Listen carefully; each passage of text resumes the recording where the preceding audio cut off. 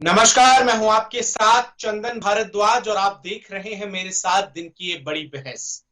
देश भर में कोरोना संक्रमण के आंकड़े लगातार कम होते हुए नजर आ रहे हैं। कोरोना के इस कम होते हुए आंकड़ों के बीच ऐसा समझा जा रहा है कि कोरोना की अब दूसरी लहर खत्म होती हुई नजर आ रही है। ऐसे में आज हम जानने की कोशिश करेंगे कि क्या वाकई में कोरोना संक्रमण की दूसरी लहर अब पूरी तरीके से समाप्त हो चुकी है। लेकिन वहीं अब चुनौतियां भी देश के सामने हैं और इन चुनौतियों में सबसे बड़ी चुनौती कोरोना के वैक्सीनेशन को लेकर है। हम और दिनों पे आपको वैक्सीनेशन पे जो देश में राजनीति चल रही है ये सुनाते हैं, लेकिन कोरोना की वैक्सीनेशन पर देश के डॉक्टरों की क्या राय है ये हम आज आपको बताने की कोशिश करेंगे। साथ ही साथ जिस तरीके से अब कोरोना की तीसरी लहर को लेकर आईआईटी दिल्ली समेत कई संस्थानों ने रिपोर्ट दी है जिसमें कहा गया है कि तीसरी लहर और भयावह हो सकती है, उसने निपटने के लिए मेडिकल फ्रेटर्निटी की क्या क्या तैयारियां हैं और इसके अलावा ये भी जानने की कोशिश करेंगे कि क्या ऐसे पोस्ट कोविड जो डिजीज है वो लगातार बढ़ते हुए नजर आ रहे हैं और इन बीमारियों के बढ़ने से निश्चित तौर पर आने वाले समय में जो सीधे तौर पर हम कह सकते हैं कि ये तमाम बढ़ती हुई बीमारियां जो है वो इस बात की तरफ संकेत कर रही हैं कि आखिर कोरोना से ठीक होने के बाद भी व्यक्ति को किन किन सावधानियों को बरतना होगा। ये तमाम वो बड़े सवाल हैं जिनके जवाब आज हम अपने साथ दो खास मेहमान यानी दो खास डॉक्टर्स को जोड़कर तलाशने की कोशिश करेंगे, क्योंकि निश्चित तौर पर कोरोना संक्रमण के बीच किसी भी तरीके की अभी अगर लापरवाही बरती जाती है तो आने वाले समय में परेशानी का नया सबब बन सकता है। ऐसे में आइए आपका तारुफ करा दूं मैं आज दोनों मेहमानों से। मेरे साथ डॉक्टर दीपक साहू जुड़ रहे हैं जो कि कोरोना संक्रमण के तमाम मामलों में बारीकी से नजर रखते हैं और कोरोना से जुड़े तमाम पेशेंट्स का इलाज भी जब से ये संक्रमण शुरू हुआ है तब से करते हुए नजर आए हैं। और मेरे साथ ही साथ एक और डॉक्टर जुड़ेंगे जिनका परिचय आपसे कुछ देर में हम आपको कराएंगे। तो निश्चित तौर पर डॉक्टर दीपक साहू हमारे साथ जुड़ गए हैं। सर, आवाज आ रही है आपको? हाँ, आ रही है आवाज जी, बहुत बहुत शुक्रिया डॉक्टर साहब आपका हमारे साथ जुड़कर तमाम जानकारी दर्शकों तक पहुंचाने के लिए और दर्शकों के सवालों के जवाब को देने के लिए। मेरा पहला सबसे अहम सवाल डॉक्टर दीपक साहू वो ये है कि जिस तरीके से बीते 15 दिनों में कोरोना संक्रमण के मामले लगातार कम हुए हैं, क्या हम इस बात को मान लें कि देश में कोरोना संक्रमण की दूसरी लहर जो है वो खत्म हो चुकी है? देखो, ऐसा अभी बिल्कुल नहीं माना जा सकता कि सेकंड लहर बिल्कुल खत्म हो चुकी है। अभी क्या है, लॉकडाउन है, तो लॉकडाउन के कारण से अभी जैसे कम हो रहे हैं। अगर लॉकडाउन ओपन होता है, लॉकडाउन ओपन होने के बाद भी केसेस में इसी तरह कमी दिखती है, तब हम मानेंगे कि सेकंड लहर जो है वो जा चुकी है। अगर लॉकडाउन ओपन होते ही केस बढ़ने लगते हैं तो वो भी एक भयावह कंडीशन होगी। तो सबसे पहले तो यही है कि लॉकडाउन धीरे धीरे ओपन किया जाए और सारी कोविड की प्रिकॉशंस लोग भूले ना। जैसे फर्स्ट वेव के अंदर सभी भूल गए थे, वैक्सीन आने के बाद सबको लगा था कि अब तो कोविड हमारे बीच नहीं है, और उसी की गलती की लापरवाही हमने जो की और उसका इतना बड़ा हर्जाना हमें मिला कि हम इतनी लाखों में मौत हुई। जी, एक और बड़ा सवाल है, जिस तरीके से लगातार हमने ये देखा है डॉक्टर साहब की इस दूसरी लहर में साफ तौर पर कई ऐसे मामले देखने को मिले जो निश्चित तौर पर पोस्ट कोविड डिजीज के रूप में निकलकर सामने आए हैं। ऐसे में इन पोस्ट कोविड डिजीज से किस तरीके की चुनौतियां जो हैं वो सामने आ रही हैं और इनसे कैसे निपटा जाए, ये भी एक बड़ा सवाल है। पोस्ट कोविड डिजीज में जैसे हम मान सकते हैं, थोड़ा सा ऐसा आजकल पेशेंटों में देखने को मिल रहा है। सबसे पहले तो हम ब्लैक फंगस को ही ले लेंगे।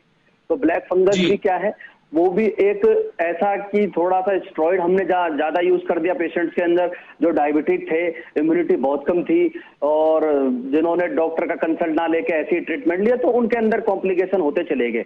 मेनली कॉम्प्लिकेशन किसमें देखने को मिले हैं? जिनकी इम्यूनिटी कम है, जिन्होंने ट्रीटमेंट में लापरवाही की है। अगर पोस्ट कोविड में अब हम बात करें, कुछ पेशेंट्स को चेस्ट पेन की संभावना रहती है, चेस्ट पेन रहता है, तो क्या करना चाहिए? सबसे पहले तो हम यही कंसल्ट करना चाहेंगे, एक बार सीटी स्कैन कराएं दोबारा, नहीं तो चेस्ट एक्सरे कराएं। सीटी स्कैन मैंने कल देखा था एक पेशेंट का पोस्ट कोविड में ही, तो उसकी जो है 25 में से 12 रीडिंग थी, निमोनिया उसमें परसिस्ट था। तो फिर उसको भी ट्रीट करना पड़ा। आजकल मेन दिक्कत ये आ रही है, लोगों को टेस्ट स्मेल नहीं आ रहे हैं, लोग नेगेटिव होने के बाद भी, किसी को खांसी का प्रॉब्लम ये जो है, तो ये है। तो ऑटोमेटिक फिर हमें करना क्या पड़ेगा, इम्यूनिटी को बढ़ाना है, साथ में योगा को फॉलो कराना है लोगों को, और सभी जो है इम्यूनोमोडुलेटर्स का उसका प्रयोग कराना है। ऐसा नहीं कि आप नेगेटिव हो गए तो अपनी सारी। मेरे साथ डॉक्टर अनीता भी जुड़ रही हैं, जो कि अपोलो हॉस्पिटल में अपनी सेवाएं देती हैं। अनीता रमेश जी, मेरा भी पहला सवाल आपसे वही होगा जो मैंने कमोबेश डॉक्टर दीपक साहू से पूछा, कि जिस तरीके से लगातार पिछले 15 दिनों में हमने कोरोना संक्रमण के मामलों में कमी देखी है, क्या इस बात को माना जा सकता है कि अब कोरोना की दूसरी लहर जो है वो खत्म हो रही है और तकरीबन आने वाले एक हफ्ते में ये लहर समाप्त हो जाएगी? यस, देखिए अभी डिक्लाइनिंग ट्रेंड है, थोड़ा केसेस कम हो रहा है दिल्ली से शुरू करके नॉर्दर्न स्टेट में, और उसके बाद साउदर्न स्टेट में, कर्नाटक, तमिलनाडु, कुछ स्टेट्स में थोड़ा धीरे लेट से वो कम हो रहा है, जैसे डिक्लाइनिंग ट्रेंड। नहीं बोल सकते हैं कि सेकंड वेव खत्म हो गया, ओके, एक थोड़ा बढ़ भी सकता है, वो धीरे से भी कम हो सकता है, और प्लाटो भी हो सकता है। सो हम लोग को थोड़ा और टाइम देना चाहिए जानने के लिए। सो ये केसेस कितने तरीका, बट मौत भी देखिए अभी भी काफी ज्यादा है, 3000 के आसपास है, अभी कम हो रहे हैं वो भी। सो हम नहीं बोलेंगे कि इसके पीछे क्या बड़ी वजह है खत्म हो गया। जी, ये इसके पीछे क्या बड़ी वजह है कि तकरीबन अभी भी 15 से 20 दिन हो चुके हैं अब जब मामले लगातार घटते हुए नजर आए, लेकिन मौत का आंकड़ा अभी भी वही तकरीबन 4 से 3000 के बीच बना हुआ है, अगर देश के स्तर की बात करें। मौत के आंकड़े इस बार इतना समय क्यों ले रहे हैं कम होने में? ये सब आदमी पहले का 1 वीक 10 डेज का पुराना मरीज है, वो अभी वो आईसीयू में था, वो वेंटिलेटर में था। ये नया वाला नहीं है, अभी जो ट्रेंड कम हो रहा है, इनमें ज्यादा आदमी उतना आईसीयू और वेंटिलेटर में नहीं जा रहा है। देखिए जब आप आदमी वेंटिलेटर में जाते हैं, आईसीयू में जाते हैं, कम से कम 1 सप्ताह 10 दिन तक रहते हैं। उसके बाद अगर कुछ आदमी बाहर निकल आते हैं, कुछ आदमी को मौत हो जाते हैं। सो ये जो मौत का ट्रेंड अभी भी 3 से 4000 तक है, एक पुराना मरीज का ट्रेंड है, जो पहले 2 हफ्ता पहले उनका कोरोना पॉजिटिव हुआ और उसका तबीयत खराब हो गया और वो इंटेंसिव केयर में है और अभी तक रिकवरी नहीं हुआ और अभी टर्मिनल इवेंट हुआ। सो उसी लिए उस that time the reports are being showing now. So सब समय हमारा डेथ का मोर्टेलिटी और डेथ का जो टोल है पीछे रहते हैं कोरोना पीक कम हो जाता है, बट डेथ ज्यादा, बिकॉज ये पुराना मरीज का डेथ है। ठीक है डॉक्टर दीपक साहू, अब धीरे धीरे देश अनलॉक की प्रक्रिया की तरफ बढ़ चुका है। ऐसे में कितना महत्वपूर्ण है कि इस बार की अनलॉक की प्रक्रिया में देश के आम नागरिक वो गलतियां ना करें जो पिछली अनलॉक की प्रक्रिया में कर रहे थे और जिसकी वजह से दूसरी लहर कमोबेश आई। किस तरीके से आप देख रहे हैं बतौर डॉक्टर्स, और आपकी इस अनलॉक की प्रक्रिया को लेकर क्या राय है? क्या चीजों को चरणबद्ध तरीके से एक एक करके खोलना चाहिए, या फिर आने वाले 1-2 हफ्ते में, अब चूंकि बड़ी चुनौती लोगों के खाने पीने को लेकर भी है और कमाने खाने को लेकर है, तो एक सारी चीजों को एक साथ खोल देना चाहिए? अनलॉक की जो प्रक्रिया है वो फेज वाइज होनी चाहिए। जैसे हम दिल्ली की बात करें तो वहां पर यही प्रोसेस चल रहा है। तो फेज 1 में अनलॉक में कुछ चीजें खोली गई हैं। अगर ऐसा होता है कि हर चीज को एक साथ खोल दिया जाए तो उसमें फिर सडनली केस इंक्रीज हो जाते हैं। और सबसे बड़ी बात जो ये ट्रेजेडी होती है, इतने जबरदस्त केस जो आते हैं उसमें सिर्फ लापरवाही जो है वो आम जनता पब्लिक की होती है मेनली। हम मैं पिछले केसेस की बात करूंगा, फर्स्ट फेज में बिल्कुल ठीक था, सब कुछ कंडीशन नॉर्मल थी, बट लोगों को फिर भी समझाया गया था कि आप मास्क लगाइए, लेकिन सभी ने मास्क को हटा दिया था। उसी की वजह से इतने ज्यादा केसेस जो हैं वो हमें देखने को मिले। सरकार लॉकडाउन को खोले बट उसको फेजेस में खोले, फर्स्ट सेकंड थर्ड पार्ट में जैसे पहले ओपन किया था, और सभी के लिए उसका प्रिकॉशंस पर ध्यान दिया जाए, कोविड प्रिकॉशंस को सारे लोग फॉलो करें। और इसके लिए भी सरकार एक चीज को फॉलो कराए कि मास्क पर फाइन चार्ज अवश्य रखे, क्योंकि जनता जो है बिल्कुल मास्क हटा देती है। वो ऐसा नहीं है, आप गवर्नमेंट फाइन लगा रही है तो हम ऐसा नहीं कहेंगे कि इन पर अत्याचार हो रहा है, तो उस चीज को हम नहीं मान सकते। इसमें हमारा ही बेनिफिट है, हम ही बचेंगे। जो आप लोगों ने देखा सेकंड फेज में कितनी जबरदस्त हमें डेथें हुई, तो फाइन चार्ज रखें और मास्क लगाकर पूरा वर्क करें। ऐसा नहीं है लॉकडाउन को परमानेंट रख दिया जाए, इससे भी कुछ जो गरीब हैं या जिनके घर में खाने की अवस्था नहीं है, तो उनको जी हाँ बाहर जाना आवश्यक है, तो बाहर जाइए, सारे वर्क करिए, लेकिन कोविड की प्रिकॉशन, सोशल डिस्टेंसिंग, मास्क को फॉलो करें। और अगर कोई सिम्टम नजर आता है तो उसको तुरंत डायग्नोस करके ट्रीट कराएं। ऐसा ना करें कि हम अपना टेस्ट करा लेंगे तो हमारा वर्क बंद हो जाएगा। कुछ लोगों के मन में ये भी होता है कि अगर हम कोविड टेस्ट करा लेंगे तो हमारी शॉप बंद हो जाएगी, हमारा वर्क बंद हो जाएगा। इस कारण से वो हजारों लोगों को अफेक्टेड कर देते हैं। तो तुरंत सिम्टम आने पे टेस्ट कराएं और अपने आप को क्वारंटाइन करके ट्रीटमेंट लेके ठीक रहें। ये ठीक है। डॉक्टर अनीता, मास्क की चूंकि बात हुई तो एक बड़ा सवाल जो लोगों के मन में है कि वो लोग जो कोरोना वैक्सीन की दोनों डोज ले चुके हैं, चाहे वो कोविशील्ड की या कोवैक्सीन की, उनके मन में अगर ये बातें आ रही हैं कि अब उन्हें मास्क पहनने की जरूरत नहीं है क्योंकि वो वैक्सीनेटेड है, तो ये कितना सही है? क्या वो ऐसा कर सकते हैं या फिर ये करना साफ तौर पर भारत में अभी इस समय उचित नहीं है, सही नहीं है? यस, भारत में अभी इस समय उचित नहीं है, क्योंकि अगर आप देखिए डेटा, कोविशील्ड अगर आप 12 हफ्ता में देंगे तब उनका 80 to 90% प्रोटेक्शन देते हैं, कोवैक्सीन 80 to 90% देते हैं। So average 80%। अगर आप 100 आदमी को ये वैक्सीन लगाएंगे आइदर दिस और दैट, उसी में 80 को कोरोना नहीं होगा बट 20 को कोरोना होगा। सो 20% रिस्क है अभी दोनों वैक्सीन डोज लेने के बाद भी that you will be infected with the virus. So ये सबको जानना है, हम दर्शकों को बताना चाहते हैं कि यस 20% आपके पास रिस्क है आपको दोबारा इन्फेक्शन होने का। But one good news is that अगर सेकेंड टाइम इन्फेक्शन होगा, ये इन्फेक्शन ज्यादा बढ़िया नहीं होता है, माइल्ड होता है, असिम्प्टोमेटिक होते हैं, घर पे होम क्वारंटाइन में ठीक हो जाते हैं। इसके लिए उतना ऑक्सीजन का जरूरत, आईसीयू और गहरा डिजीज नहीं होते हैं कि आप जल्दी जल्दी ठीक हो जाएंगे। मेरा एक और सवाल था डॉक्टर साहब, मैम मेरा एक और बड़ा इंपॉर्टेंट सवाल था, चूंकि ये इन दिनों कल की ही बड़ी खबर थी कि एक व्यक्ति ने पुलिस में इस बात को लेकर शिकायत दर्ज कर दी कि कोविशील्ड वैक्सीन लगाने के बाद एंटीबॉडीज उसमें डेवलप नहीं हुई।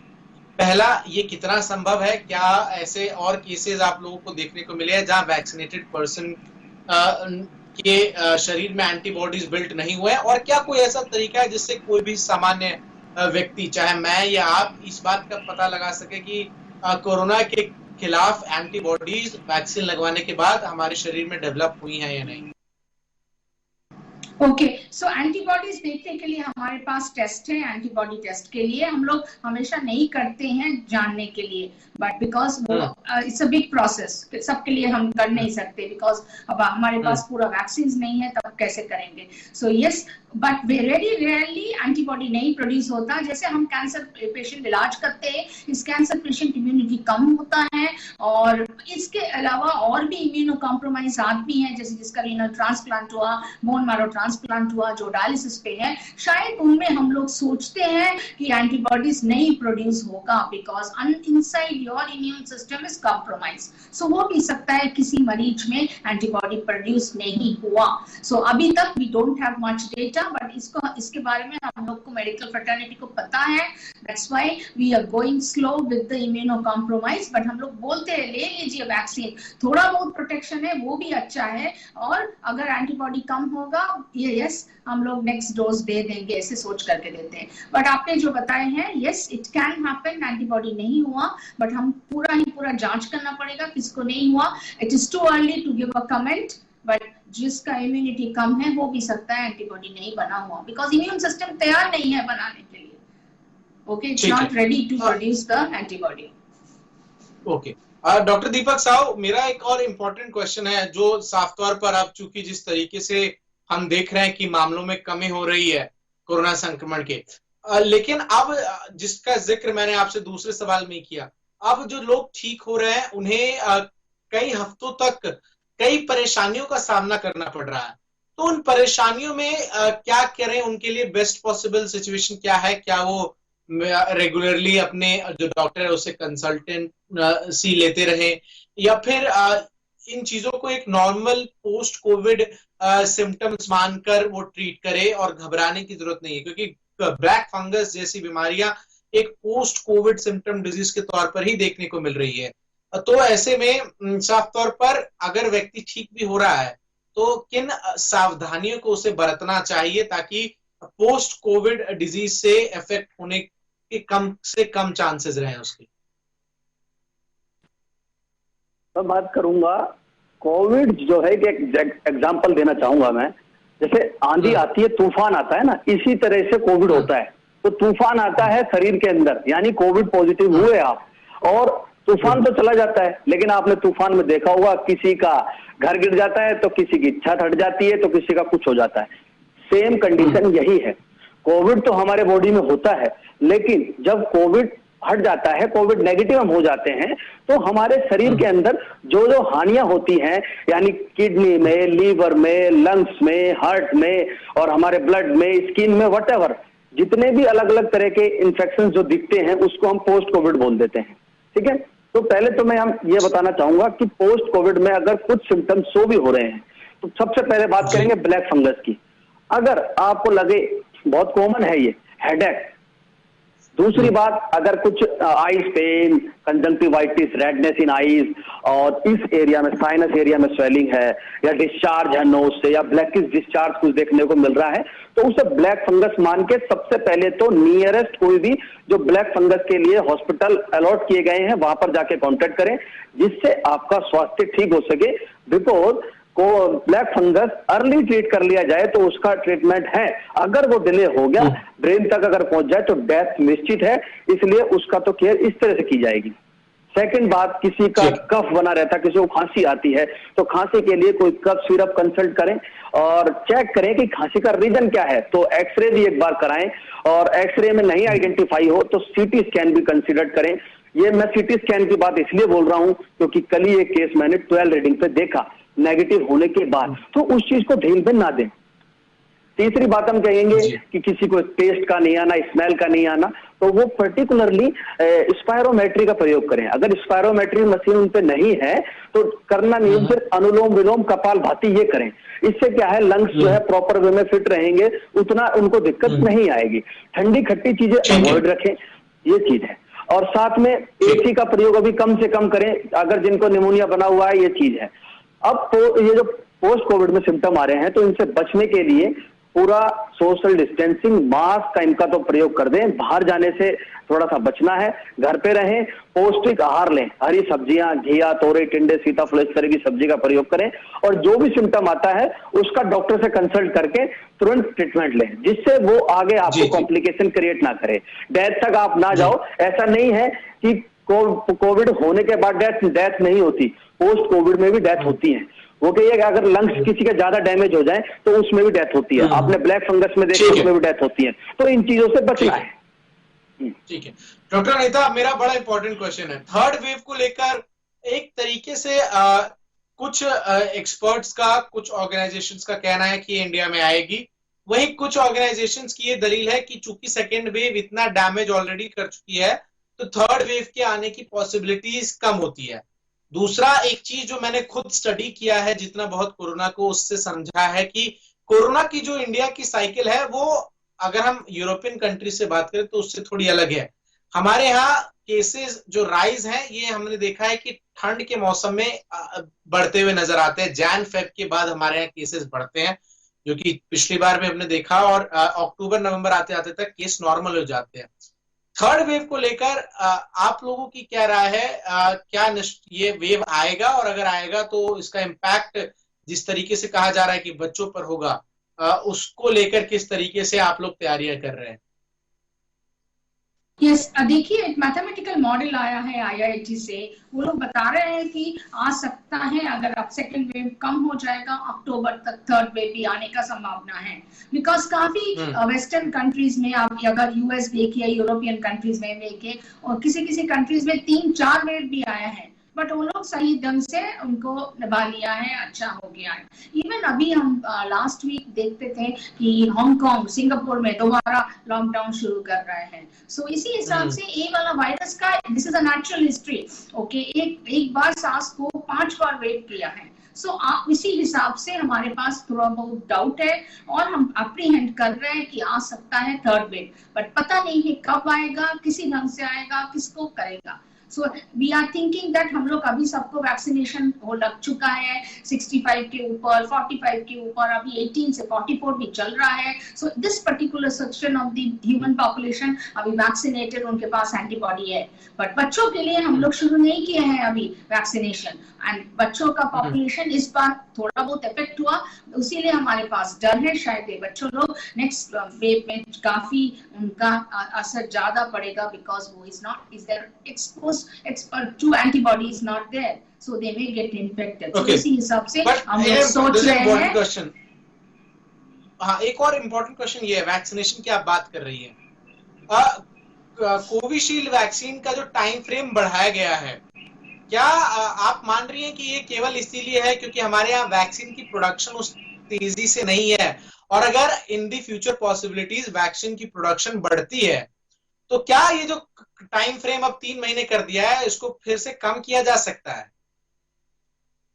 ओके, कैसा है कि जब हमारा यहाँ पे अप्रूवल लिया था 4 वीक्स के लिए था, बट फॉरेन कंट्रीज में जैसे यूनाइटेड किंगडम में वो लोग टेस्ट किया, जांच करके देखे हैं कि अगर ये सेकेंड डोज 4 हफ्ता में नहीं दिया गया, 12 हफ्ता के दिया, उनमें एंटीबॉडी प्रोडक्शन ज्यादा है। सो ये रिपोर्ट्स भी पब्लिक डोमेन में अवेलेबल है। सो अगर the gap between first and second dose 4 हफ्ता है, इम्यूनिटी और एंटीबॉडी 70% होते हैं। अगर आप सेकंड डोज थोड़ा देर से दे दिया, 12 हफ्ता के तक दे दिया, इम्यूनिटी बढ़ता है 90% तक, तो वो ज्यादा इफेक्टिव है। इसलिए इस वो लंदन में, यूके, इंग्लैंड में अभी पहले से ही शुरू कर दिया 12 हफ्ता।